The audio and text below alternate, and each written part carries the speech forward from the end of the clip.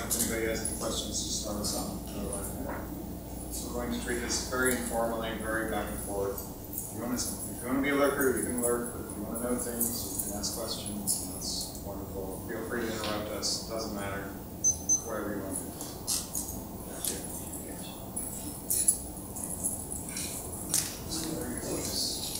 I am View, aka View Restford on DVRs. I'm one of the mods for the annual Pony Drawing School subreddit, and one of the artists is drawing DeviantArt. And I am Atosh from DeviantArt. I have no credentials to win the poster.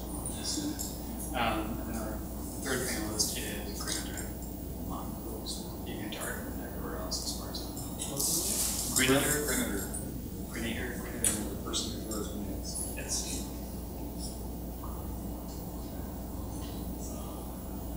We'll wait a few more seconds to officially start.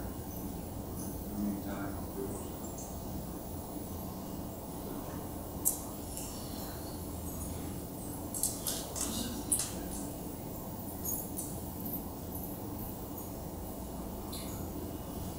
we're looking for a sheet for the background for a projector.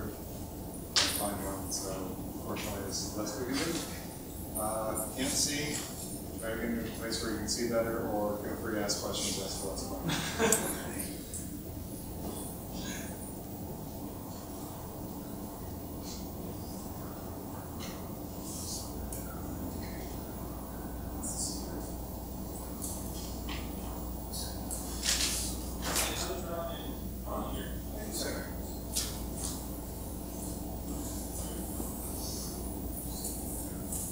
Hey, who doesn't have paper? Got something to draw. We will have a draw along portion, so if you want to draw along with your sketchbook, that would be wonderful. Come on, a pencil. Anybody got a pencil? Oh, I might have some. Where's that bag? I just went myself that place. This is the official start with the How to Draw Ponies panel. Welcome everybody.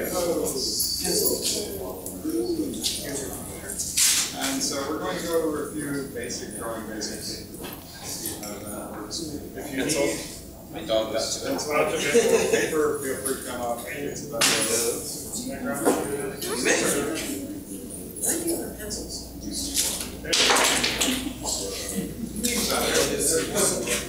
hope that you go over the basics how to draw ponies. This program is Ponyville site. It's a Japanese program. I find it to be very painterly as opposed to Photoshop. It's more of a photo manipulation program. The way it draws lines is a lot smoother than Photoshop. And when you ability to blur and blend, I find it Yeah. It's a nice program. It's a wonderful program. It's available for $6.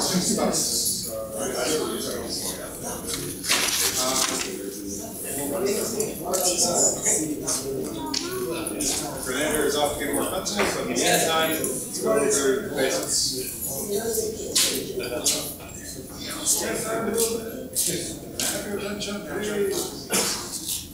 Basics of how to draw ponies. Well, first things first, you want a reference. You always want a reference. You always want something you're drawing from.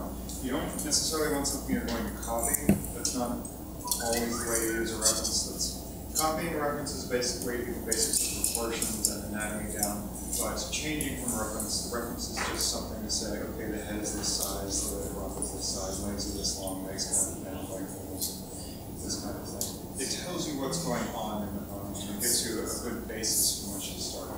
So, to start out with, we don't just start drawing the individual parts, the ear, horn, hair. You don't want to start out with that kind of parts, and that's one of the last things you do is get to the individual movements. To begin with, you have under sketch. Everybody draws an under sketch different way that they draw individual parts. I like to draw head circle, chest circle, pump circle a bit bigger than the chest circle.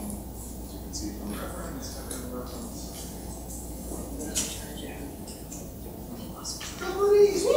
Middle muzzle circle, direction that they're looking, legs, down There are a whole bunch of poses the ponies can take. I'm just kind of messing around, doing some basic bones. This looks ugly. It looks completely awful, terrible, evil, kind of thing. But that's the basis. It's a foundation for what comes later. So the wonders of digital lower the opacity to the new layer. And use our reference to tell us where things are. And Pencils. As we get a little more specific, things are going to flesh out easier and be seen more as what they are instead of the big giant mess that you start with. Let's go always start with a mess. If you don't start with a mess, then you're too specific too quickly, and it's too easy to mess up your proportions if you're not messy at the beginning. Because it's really easy to correct a mess, because it's just a mess. If you're trying to correct something that's the entire face, and you realize, oh, the entire face needs to be moved 1 inch to the left, and you're drawing traditionally, it's like, Then the erase marks start, and then it gets blacker, and then you get smudge marks, and then you start crying. It's sad. And everybody wonders why you're drawing ponies and crying.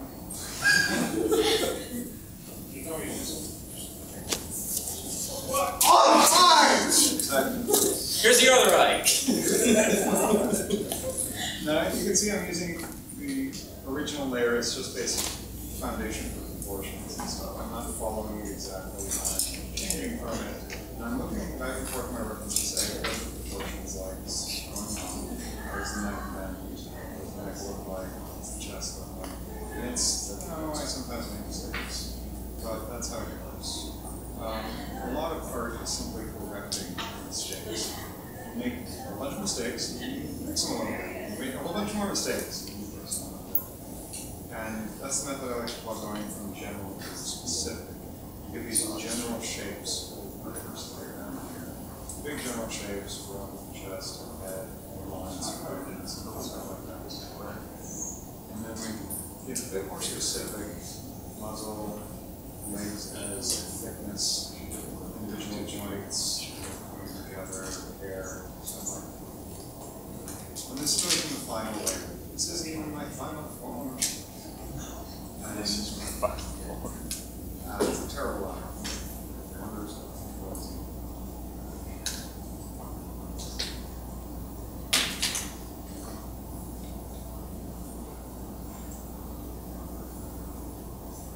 She's not very happy when you're drawing. What the heck is that? What is that solve? Another thing you can do with the references, try to look where the start of one part is. Where's the muzzle start? Is it around the same area the chest starts? Is it around the area where the horn is also starting? Use different points on the references to measure where all the other parts should be. One of the wonderful things you can do with a reference, if you're just going to copy the reference, is measure and compare. And let me just start with this sheet. Measuring and comparing is basically, you look at your reference, and you see, let's pick a point, let's pick the tip of the ear. And you see the angle from the tip of the ear to the back of the bone.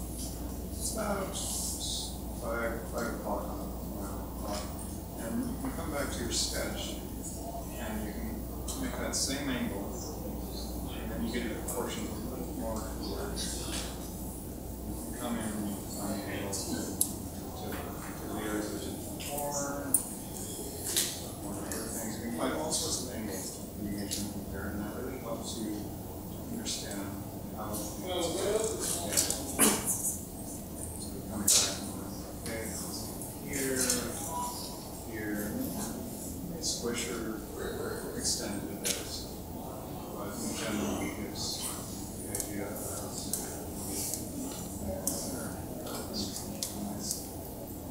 It also helps prevent you from having a 2-foot long arm that's about way past the pony's head, the head somewhere around the butt. Prevents the tail from somehow showing up midsection. Yeah, it takes a lot of ifs, ands, or buts. No laughing. Okay, bad joke. Okay. Questions so far? Anything? Does anybody have a question? try to throw out a specific part like expressive legs or wings or something like that. So far, we go over anatomy first. So which? How about the big one? Sorry? Amazing cancer. We can't. So we're talking. Reference for that. First things first, you always want to get a reference. I don't happen to have internet access at the time, so I don't do references. The show makes for wonderful references. The artists make wonderful references. Real life courses, so long as you have something that you should base on. I've drawn a simple 1,000 ponies, so I know that you'll be quick and see what's that. So, for walking pose, doing something dynamic. You don't want to start out with each individual joint, or otherwise you'll have no idea how everything goes and it'll just be scary. So we want to start out with a general shape of where everything's going to be. I like to kick back the back legs because as you'll see in the reference, back legs tend to have a back combo. That a little bit of angle that kicks them back gives ponies a sense of balance. That's our style. So you want to kick that one back, and I'm just going to have a standard 2 back and 2 forward. And you see, I'm not doing individual joints now. I'm just trying to get wherever my legs are. General to specific. General, big things, and slowly get more specific. So now that I've got where my legs are going to be, get to the joints. I want to hold it visual, capacity, there, and the joints. Let's see what is there. The front leg, when my own show, the joints move a little bit. Sometimes they're human arms, they sometimes are like equine forms. They're going to go for something a little more equine here because it's the 4-legged pose. The knee for a pony is way the heck up here. It's contained entirely within the one area. It's the entire knee joint is right there. It's just Right near the base of that artery. It's kind of covered right there. It's in the cutie one. So it comes back.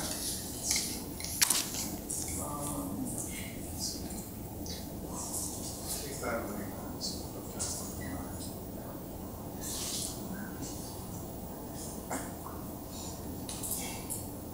So I want a sense of stability, so my poses are going to be on the same direction. So come back here.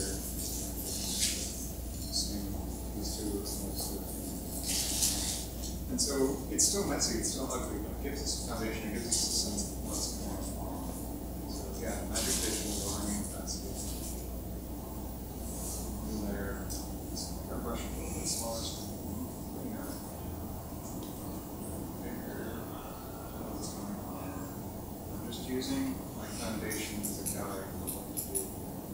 I've drawn a great deal of ponies, so you can't expect yourself to do exactly what I'm doing. Everybody has their own way to do things. Movement takes a lot of practice. Did you talk about breaking down each part into a shape? No, go ahead and do that. Alright. There's another little trick you can do with the base anatomy for the head, the body, the legs, ears, muzzle, everything. Each thing has its own little shape. The body is a big blob, but when you start it, it can be a cylinder. Head, a sphere, and all the legs, cylinders. Each part, in between each joint, is its own separate shape. As you can see here, the hoofs are part of a cylinder, the main part of the leg is a cylinder, and the shoulder area is a cylinder. If you draw each 3 of those, and then connect them together, you get a much more natural looking leg. It comes together very nicely.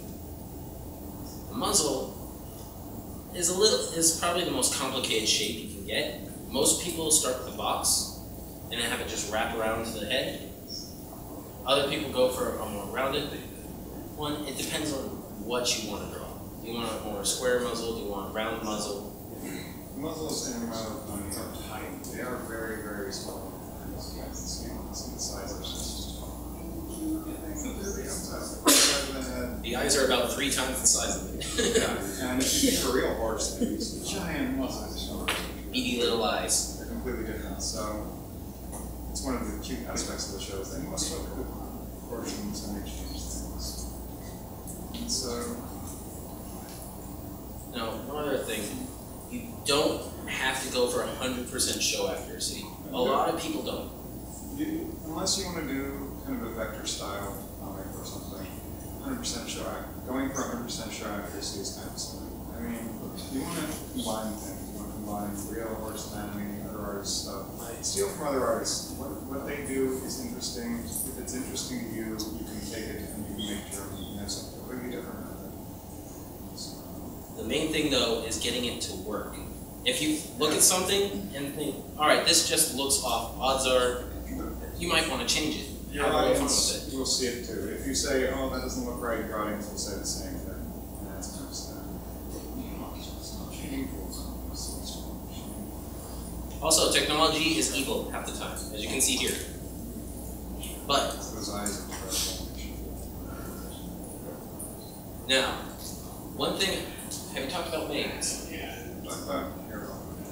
The hair, manes, neck manes, tails, fluffy little hooves if you draw those. You want to keep the head fluffy, the hair fluffy.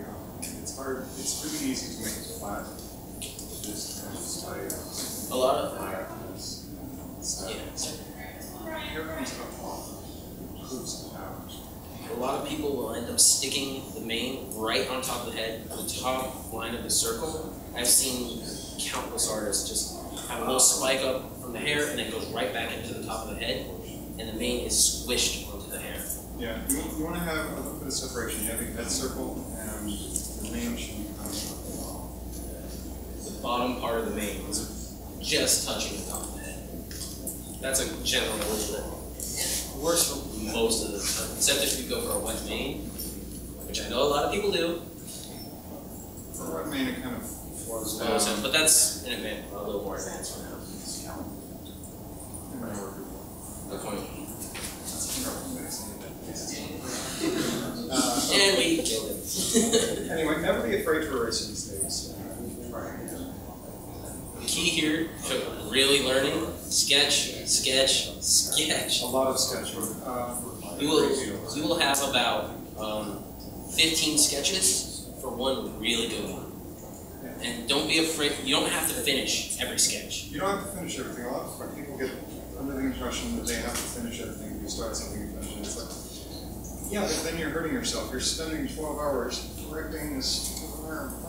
When I first started, I had one sketch I spent 20 hours on.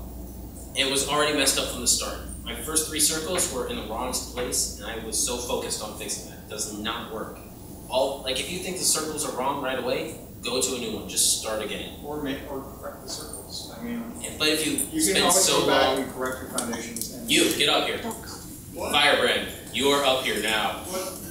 You are part of the drawing school. You're here now. No. Apparently that's happening. I am nice. I'll let me just sit up front. That works too. But yeah. Fellow artists here. Your references are very important to help tell you what's going on. Where the ear is attached, where the horn attached, where the eyes relative to the muzzle, how tall is the neck there, the necks are short and fine. Tiny little things. Please. Okay.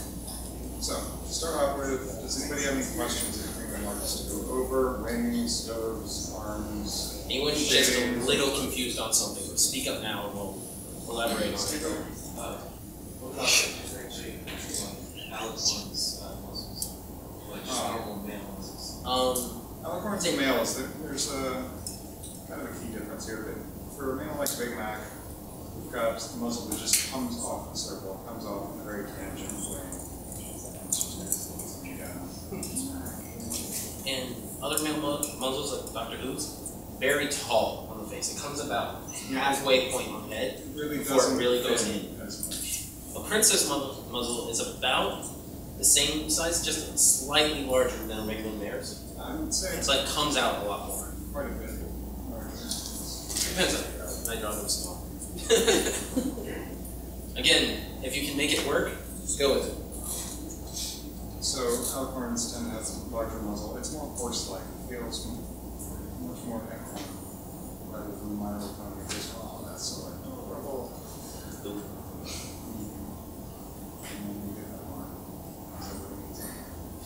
Now, word placement. I've actually gotten questions on that one before, online, everywhere. You have not known the guidelines. Oh, I will draw the guidelines. Everybody has a different undersketch. Everybody sketches their foundation. No one can see that. They have a way that works with all of them. And so, people like doing the midline of the face. It's a wonderful way to say where your eyes are. Another midline, you say which direction they're looking, you can place the muzzle. And then you can place the eyes come down just below the muzzle. For some reason today, I'm just bad at that. Alright. This circle. Can people see this? Yes. Alright. To the X guidelines. The top, bottom, back, forward. And then one diagonal. That, at the end of that, that's normally where people will place the horn. And that's just a simple rule you can do. And then you can follow it like this. Or, then muzzle. Ear, neck.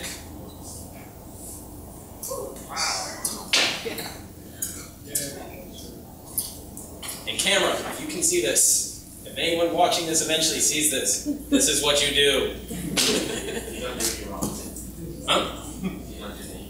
Yes. If you don't do that, you're doing something else. I will hunt you down if you don't do this. You have your own way. Have your own way. It's important to find a way. Right. Hello, intro people. So, oh wow.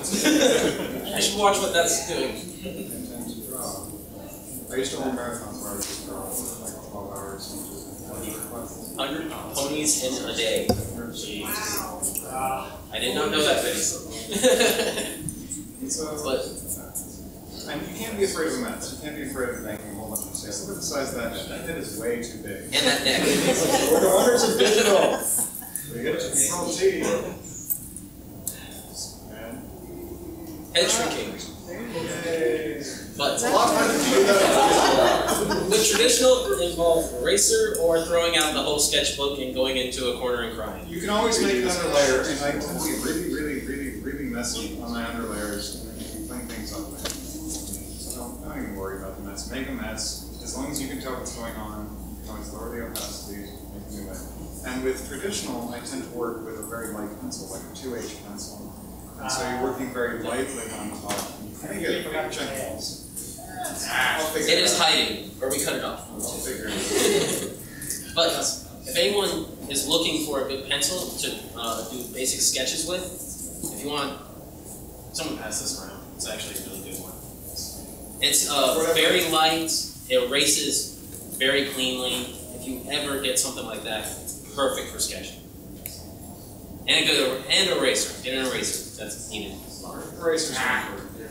If you White then hours. again, if you make mistakes, you're supposed to accept mistakes, so maybe erasers aren't. No.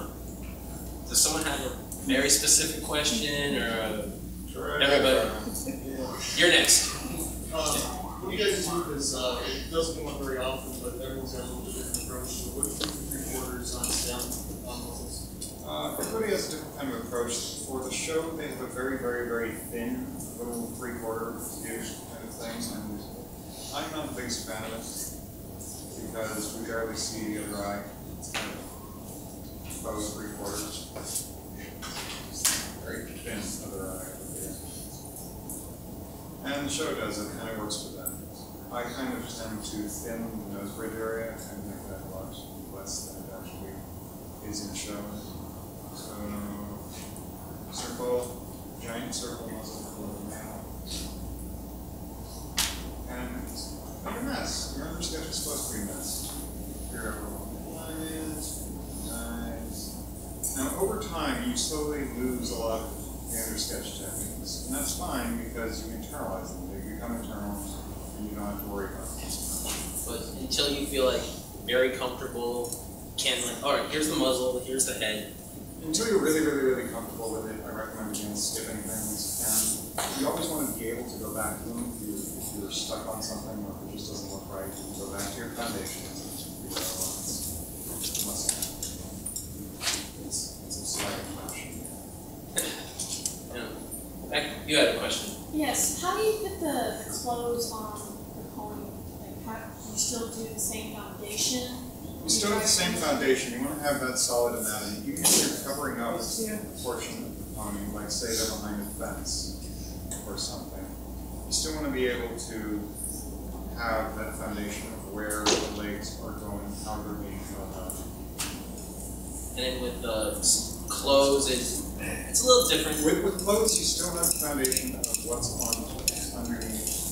You may not flesh out the individual joints if you're going to have a nice flowy dress covering up everything. You want to know where it's coming off the rock. Just so you can shape something. Yeah, so you can have the form and believable. It also helps, the undersketch is also great to have this on top of all the rest of your sketch. Because sometimes you want to put a hat on them, so you want to know where their mane is. You want to know where the head is here, so when you put the hat on, you can fit it to the form of the head. And then you can shape the mane with it. Make it nice and pretty. Everything needs a flower, everything needs a flower. And then capes are a little different. You still want to have the foundation, but it helps to have the whole neck there so you don't, oh, it ties up here. It's kind of like you draw the pony and then you draw what's on top of the pony. It's just how it goes. It seems like a lot to start with, but once you understand the foundation, you have all these things internalized in your head. Now if you're looking for how to draw the dress specifically, back to the references. Back to references. You know how to draw a dress, draw a lot of dresses, and then you have an understanding of what is a dress. And the show also made great dresses. The show has wonderful dresses, various dresses are. It's a wonderful flamboyant thing with too many gems and very strong stripes. He always likes to say that. Yes. Any other questions? Anything? What about like drawing other animals like you did in the show at the same time? The show has normal cartoon style for a lot of the other animals. If we go into someone like Spike, I mean, they have plastic claw hands and all that. You still want your foundations, so you want to start out like a hand. You want to start out with sort of the head, neck, belly. Spike has a Huge belly, small little neck, big fat tail. Tiny now. See, I'm moving my big circles around, and why do you move my big circles around? Then to move the entire face around. Circle's just a circle, who cares? With a big face, you're like, oh crap, portions are off, disconnected now. One eye's bigger than the other. And you want to have your joints in your lower, hey. And for every other animal, any character, even, where is this sketch? Even this dreaded thing, humans, fear them! For drawing humans, this isn't how you draw humans down, but use a lot. It's a lot more shapes, a lot more undersketching. But everything has an undersketch. You can always break stuff down to those very simple shapes. General to specific, however, general so.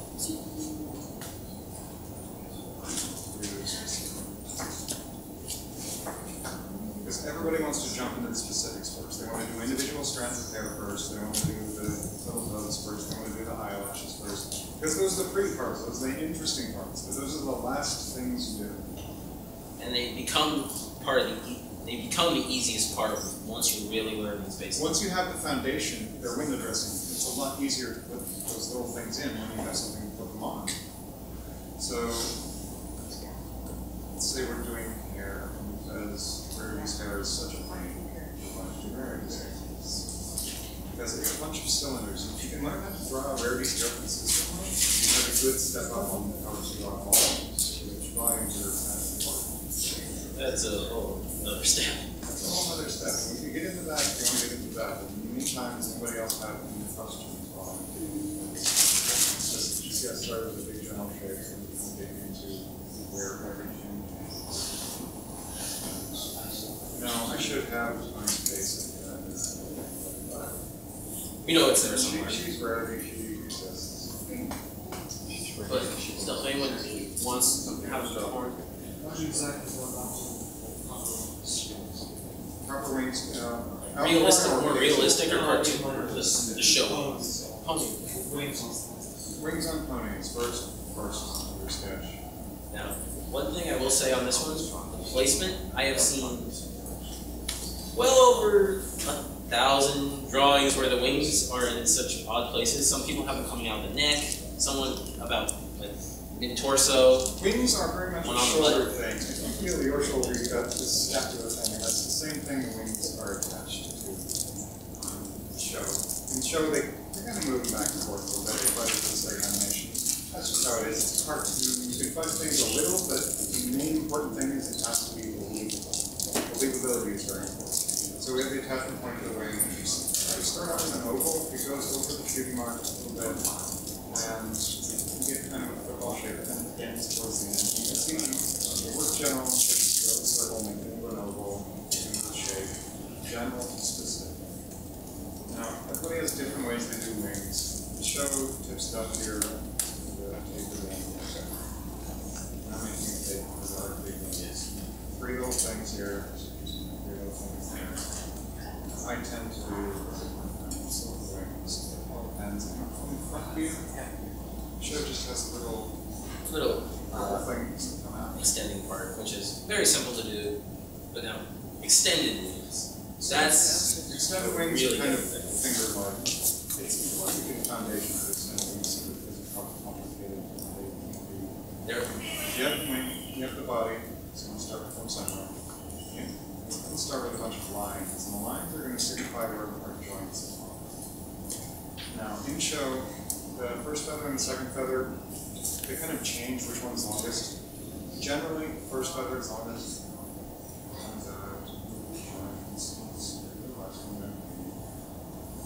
And so we have this weird skeletal foundation first. And everybody does their foundation a little differently. I like to at least know exactly where my points are. Where are the tips? Where's the separation? Because one of the important impressions on them is the negative space. It's the space in between the feathers. Because you don't want all your feathers sneaking up on one another and overlapping. You know, also very finger-like in the show.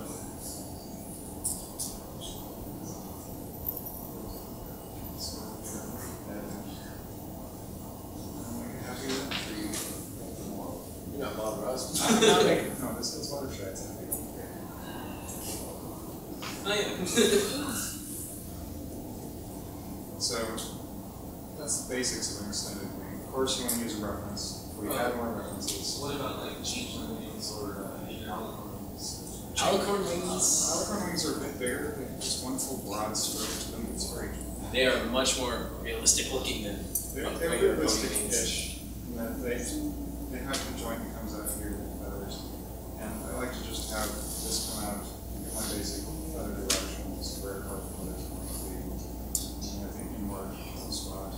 And of course, you want to use a reference. Always use a reference. This reference is really important. But we don't have it in some place. What do you all use? Reference.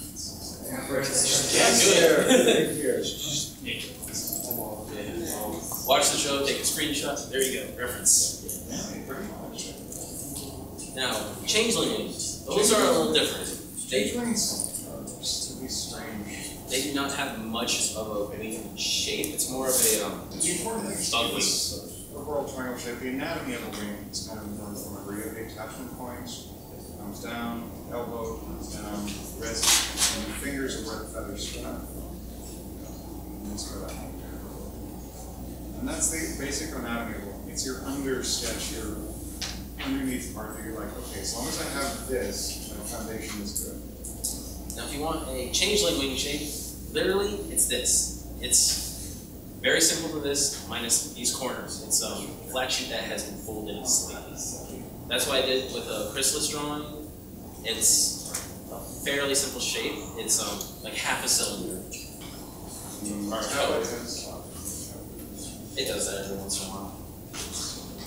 Changeling wings are probably the most difficult to draw, even beyond the undersketch. As soon as you go into coloring and stuff like that, oh, they become a nightmare.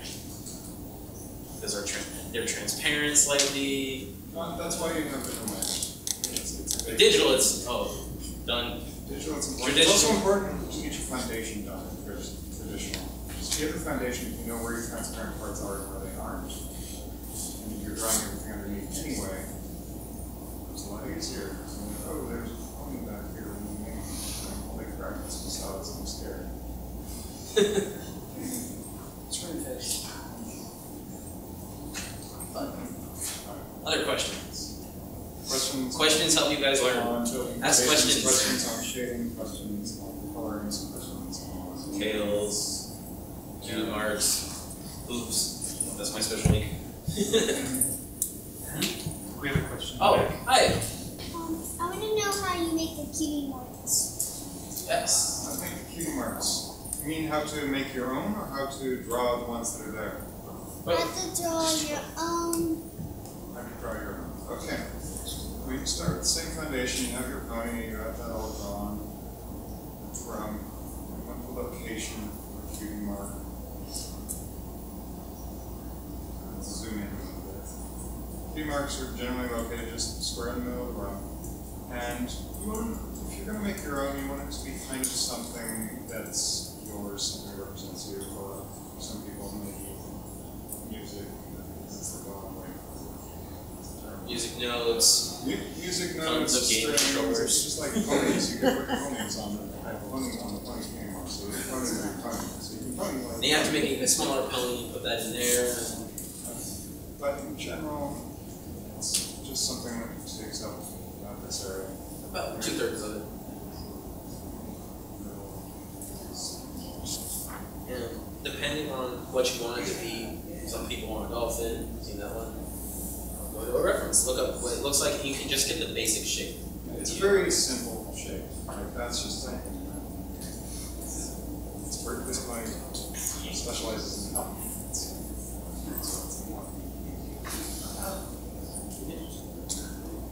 First. So the biggest thing, references, foundation, know your anatomy, know where your joints are, know where and how things attach. This is a wonderful thing that a reference tells you. That comes in, this comes up here, this overlaps back. Jaw lines come up. And the mouth is open, the jaw lines comes up into the neck instead of being flat and it's closed, the jaw lines are back. References until you absolutely hair comes up over the eyes just a little bit. The ears attached towards the back of the head. Ears are a lot larger than people usually give them credit for. And something interesting about the ears is they're kind of a football shape. They're not so much a triangle as much as it's a wonderful football shape. It gets cut by about a third. Third cut out of it. And that's your here. Yes. I'm just curious about different types of ponies because some eyes work on ponies, some eyes The generic pony eye is just the oval. Twilight's pony eye has a quarter in it. You've got the eyelashes there. In some ponies you have. Thank you. That's fine. Some ponies you have eyelashes on the bottom, has eyelashes on top and bottom. Rarity's eye shape is a little bit when sharp corner of both sides. One thing I've done with eyes to help with Rarity's eyes, Fluttershy's eyes, is always start with the same oval. You always want to start with the same basic oval shape and then work into what makes this eye specific. Like in general, specific again. Yay! Biggest role we have for this one helps the most. Fluttershy's eyes have this work to her. She's always work here or sales. Or happy somehow. And then the only ones that have a exception in this because their eyes are very different are the princesses. Princesses More turning on its side. That's basically what I've seen. Celestia's eye is very, very specific. She has one of the more unique ones where it's very difficult to draw. Same with Zecora too. So we'll try with Celestia. Celestia starts kind of backwards a little bit. And her the top of her eye goes down a little bit, forward. And we have forward little part. She has a very sharp front to the eye. So that sharp front on the back leaves plenty of space for the eye. For the eyeballs. Eyeballs are just ovals. I'm going very specific here for the sake of so that's Celestia.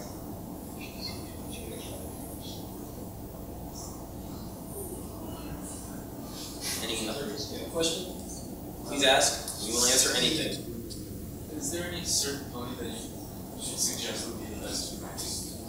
Background ponies are wonderful to practice on, but if you want to learn about volumes and how to make things, shapes feel like they're rounded, I would practice on Rarity simply because her hair is just volumes all over the place. Twilight is your favorite pony is a good one to start with. It doesn't matter which pony is your favorite, simply because you'll be more interested in drawing it and more interested in making it look right, and so you would be more concerned with blending, which is a fascinating phenomenon. What you like drawing, people want to draw more, so you will draw it better. Nice. And if you want to go with wings, I suggest Rainbow Dash. Because There are lots of it's a colors. lot easier. She has the most, they show the most scenes of her with different wing shapes. And you can learn how they work, how they bend, how they can be positioned to show movement you want. You want action. Definitely one of the most dynamic ponies you can draw. Now, I don't think we talked about fillies, have we? We haven't talked about noses. Who would want to draw fillies? I'll say that now. Yay! Yay! Giant heads. That's actually the biggest thing. If you draw a big head and a fairly small body, you've got a filly going. Short little legs. Those are the only kind of questions I had in regards to like Fluttershy's filly design was way different than everyone else's. Now, Yeah. a unique filly design is It's got something, its something own up to you. Fluttershy's filly design is very, it's slender, more. teenager who's growing into their body kind of thing, very long legs, Thank big you. head, big body, and it's just, she looks clumsy in her character design. Now, fillies actually have slightly smaller, well, the same size ears as adults, so it's Big. big on them, but it's also small at the same time. Horns are something that are definitely different on fillies. Short and stubby, don't really work.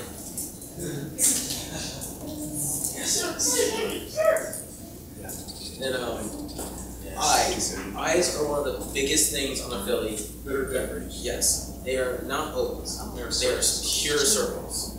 You only see pure circular thing next to the head. Now you can go with a slightly oval shape if you can make it work. Again, everything you want to change, you have to try and make it work. A lot of people have a lot of different styles for how they run things, and it's absolutely fine and absolutely encouraged to go away from the exact show style. Simply because exact show style, It's cute, but it's everywhere. And so you want something, you want to make it yours. And how you make it yours is up to how you make it yours. If you want to do show style, great. If you don't want to do it, great. as you can see here, you definitely have a different show style and shows. Mine, giant hooves. That is what I do. So you just want to play around and figure out what works for you. Getting familiar with how the show does things is an important foundation. It lets you know what looks right from the beginning. And you can branch out from there. There are some wonderful people who can come and do something more interesting. I realize that some does some very wonderful peers, of course.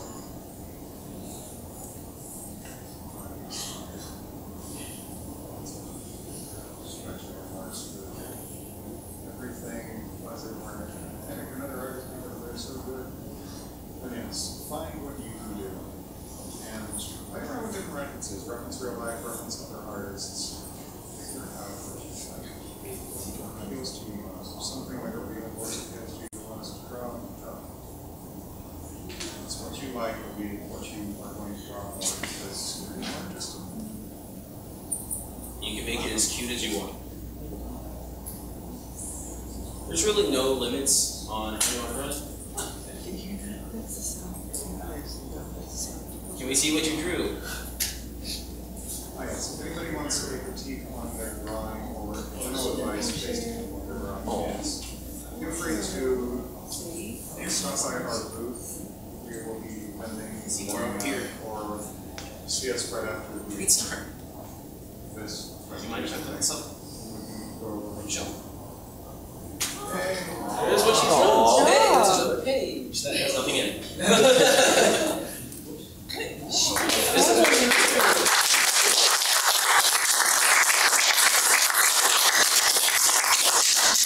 If you see it,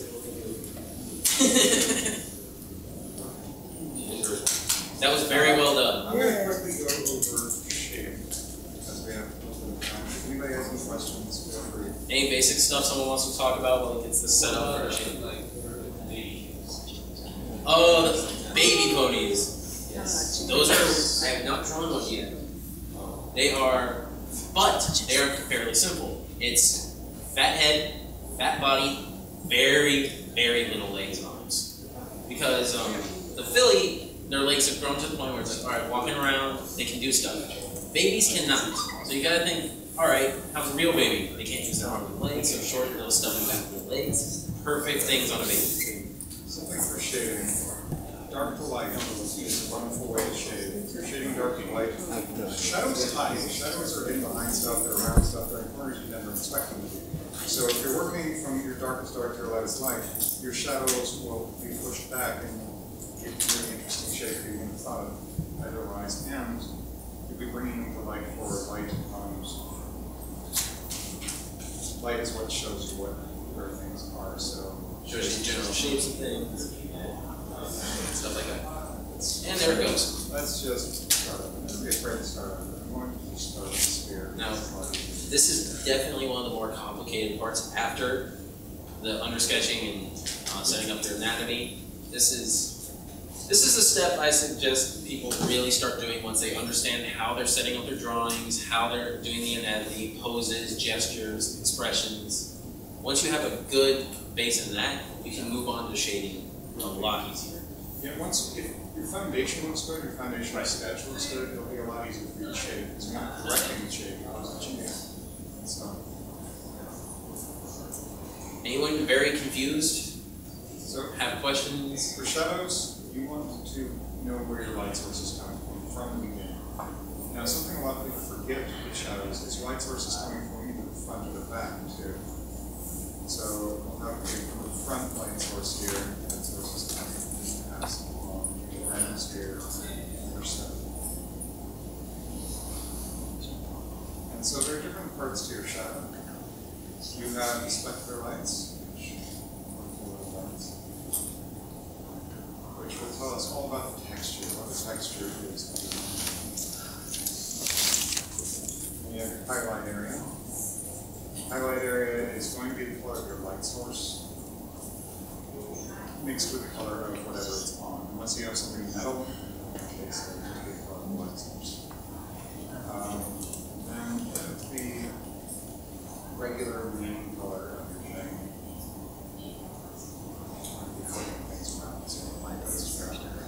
And something that's difficult to grasp here is that where your shadow starts is at its darkest. It's really close to where it's because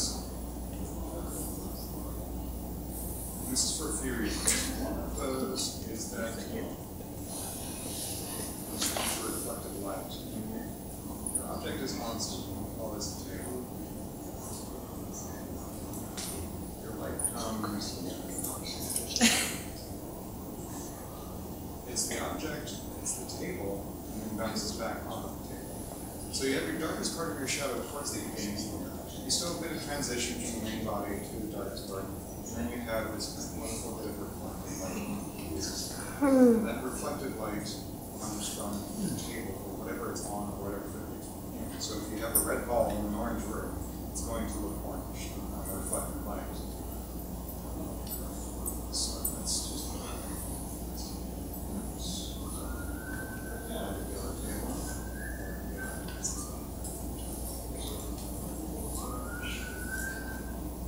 Yeah, if anyone has questions, because this is complicated. This is the best. Just a question. Other than shadows, yes. Tail physics. Like, how are you exactly drawing the tails or actual muscle? Yes. Flowing all right. That starts with placement of the tail, because a lot of people will always have trouble with this. We want the tail to start right at the base of the spine, where it would be. A lot of people put it really low or a little too high.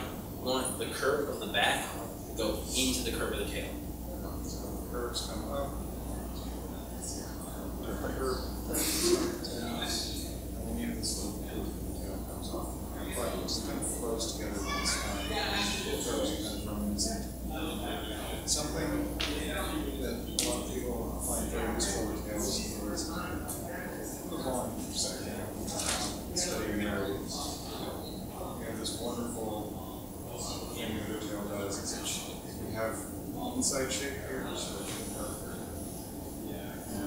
outside shape. Another inside shape, another outside shape. And so we get this sense that it's occupying space. And another thing with tail, ones other than rarity, and Applejack doesn't fall in this one either because tail's nice and tied together. Rainbow Dash, all those. As the tail flows, you'll have a main shape going through the entire thing. It has a very uniform shape with parts of it falling, breaking off and forming their own little sections.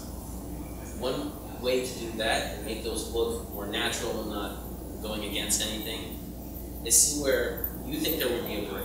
Like, oh, gravity will have an effect here. Pull some of this tail away. Then you can add a little section in, put it right back to the main body, and continue with the main body. And don't be afraid of some overlap with some of these sections. Like, one part might be facing you a bit more, break off and come in and overlap part of the main body. That's perfectly fine. In other cases, on the other end, part of it might just show up and come back in. Start with a general shape. Start with something silly and flat like this. And then you can work on our specific spikes. And don't be afraid to puff it out a little because... Yeah, poofy. Maybe tails in the show are these huge poofy things. I mean, if we look at our reference, you can see that both this the tail tail is the size of the pony. I mean, it's freaking huge. Big fluffy, makes a big pillow. it's a huge tail. You could hide Phillies in that tail. There probably is one in there. So, the general shapes first, then work on specific spikes. And with your spikes, when doing generic ponies, variety is key. You just do a bunch of the same spike over and over again. There's a It starts looking flat. It's just going to be something flat. You get a small spike, huge spike, medium thin spike, a lot of variety in there. And then go back up. It starts looking a lot more like natural to me. So variety is kind of important for natural forms. You want them to feel random. By random, it's not a pattern of a spike. It's big spike, little spike, medium spike, thin spike, big spike, No spike. big spike, thin spike. You know, it's random, so you need to kind of get that natural feel into it, kind of play and see what feels better. And a lot of art is like that. It's very subjective and very simple. I need that ringtone. Who has it? Good. Any other questions? Yes. So I spent like 4 days on this really awesome picture, and I don't know if it's good or bad or what needs work on. Where should I submit it? We have a Thank you for the wonderful plug. subreddit. I know what you're doing. We have a wonderful subreddit called reddit.com/r/MLP Drawing School. You come there, you will critique your work and say, you could do this next time. What this? We will not make you cry. If you have specific questions, it's a wonderful place for questions. We will not laugh at OCs. Unless it's black and red, then we will criticize you for stuff. Purple and red. That works. Okay. One more right there, name.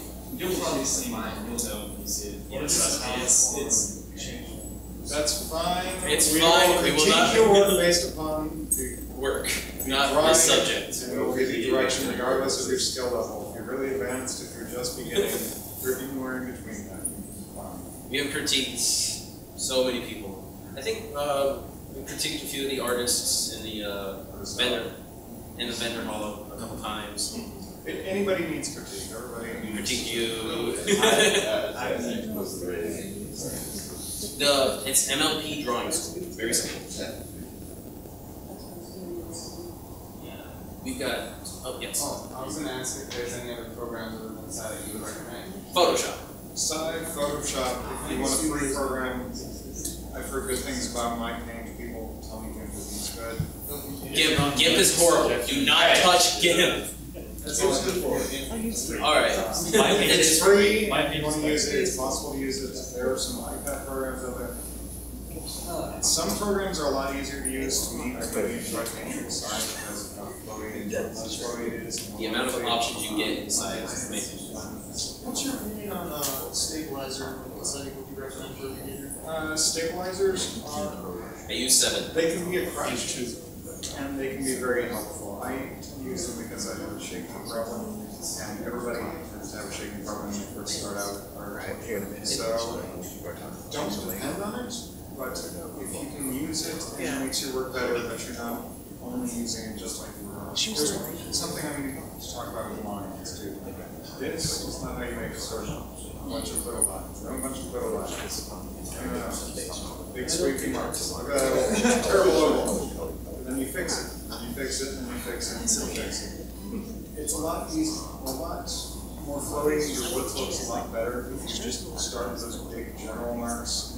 Tons of and then lines. correct them. Like with an ear, take a big sweeping motion there, and you correct it 3 times.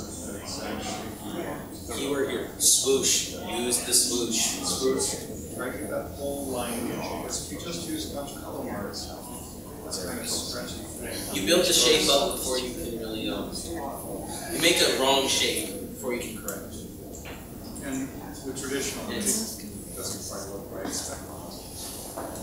This is the same thing with both. It's the same delay. So try to get the whole thing until there's a change in her direction.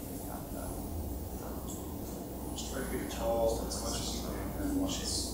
And correct it by doing it. More questions? Please ask. Yes. Yes. Why not black and red? Because those colors are so difficult to deal with. Because I'll say this now, not a self-plug, I don't do these anymore. I had one person try to commission me with a black and red OC. And they want it completely shaded, all that. It is not possible easily. It is Black easily is- possible, but it's Hey, if you're beginning out with art and you're trying to make something, it's easier to work with something that's easier to work with. Bright Trying to colors work are with great. black and then put it in night, looking like it's a black going light, you're gonna have a difficult time if you don't have experience with shadows. red, Black. It's like drawing Luna at night. You're gonna need Very 4 difficult. different blues, and I work with purples and cyanes. but as for the red, that's just a harsh color to look at. Like if you look at pure red, it's very bright. It hurts your eyes sometimes. Now imagine, no, it's even worse than that in some cases, but it's like a little darker than that. That's what That, Oh, staring at that in the main sometimes is a little too harsh to really look at. Big Mac it works perfectly. Avoid Rainbow very, Dash's very, hair very works. bright colors for main colors. They make wonderful accents, but for a main color, like all the main ponies, their body color, not bright color, it's very pastel. How's this a create your OC thing now? It's a drawing question. Design is Yes. part of the drawing. I Yes. still have one. How about when you do like when you red, orange, and yellow? Yes. Blue. Like fire kind of. Those colors, yes. Would that work for like a character? Yes, we It make a does. very wonderful army character. Big Mac is actually this color, so we can. It's possible to work with them. One of the things is you can't just work with pure colors. You work with a red orange, you work with something that's a little darker, you work with something that's a little lighter, like his hair is a little lighter, You can and his tail is a little lighter.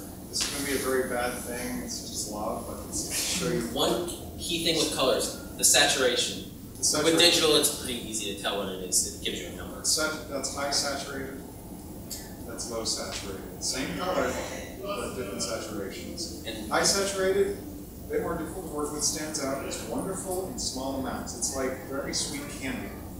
Wonderful in Good small amounts. for like a the. couple For streaks in the accents on line. tails, good for the very brightest part of the body, the very brightest part of the, Yeah. of the body. Great for those parts. 10% of your drawing maximum until you really get used to it. Some people are wonderful with a great deal of it, but it takes good practice. What's a good way to get the color for the outline, based on the color? depending, it If we look depends. at our reference, That works too. it's a little darker.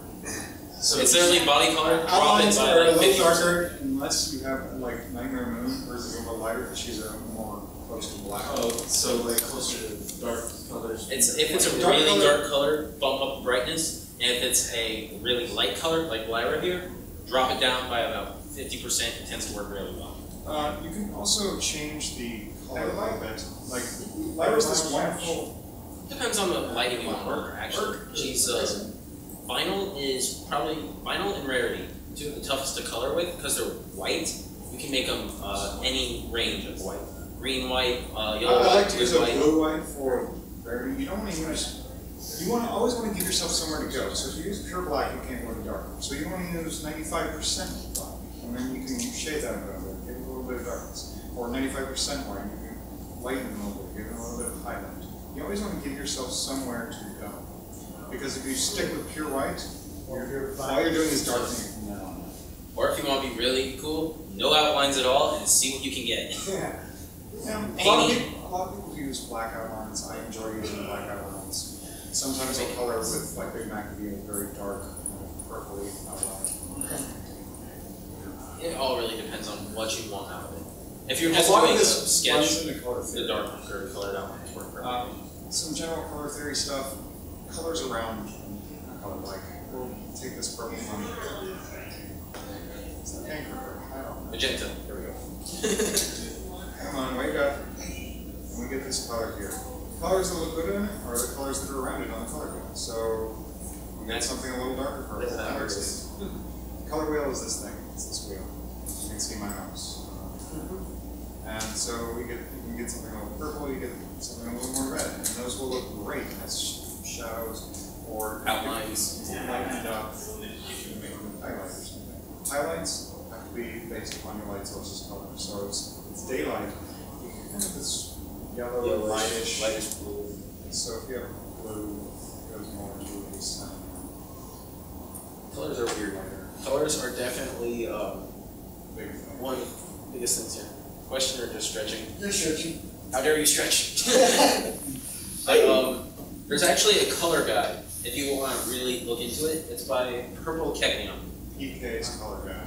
They Google that. You'll come up with a wonderful color flash. It's a flash, so you can scroll through it, and she has all these wonderful examples of what this does, what this lighting does, what that lighting does, what the color wheel is, what all the different colors are, what the triad is, how to base colors together. Like if you do two colors, they do the exact same value, which is light to dark, and saturation, which is how bright the color is. They're the exact same.